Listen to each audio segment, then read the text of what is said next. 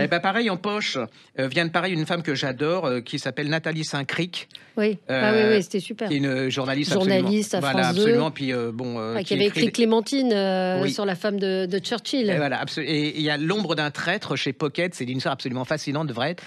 Au Mont Valérien, vous savez, les compagnons de la Libération, on met les cercueils, Oui. et là, il s'avère que l'un des cercueils, c'est une histoire vraie, hein, c'est l'histoire de cet homme qui est plutôt, qui est pas du tout un résistant, et c'est comment le dire à De Gaulle et comment faire disparaître ce cercueil et ce type un peu gênant. C'est absolument. Alors, j'adore ce bouquin ce genre de livre parce que c'est à la fois un roman. C'est un roman, c'est mais ça vous révèle un événement historique, c'est-à-dire que en plus de vous divertir, de lire un bon livre, vous apprenez quelque chose sur l'histoire de France qui a été.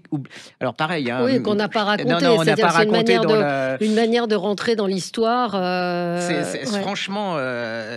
Allez-y, puis il faut tout lire d'elle. Hein. Elle a fait plein de choses. Elle avait fait aussi cette histoire d'amour entre Clémenceau et puis cette qui était très âgée, cette jeune femme. Franchement, Nathalie Saint-Cric, c'est une de mes idoles. Bon, écoutez, je pense qu'elle sera contente de l'apprendre. En plus, c'est des bouquins de poche, effectivement, voilà, qui ne coûtent pas très cher. En Pocket, c'est pas cher.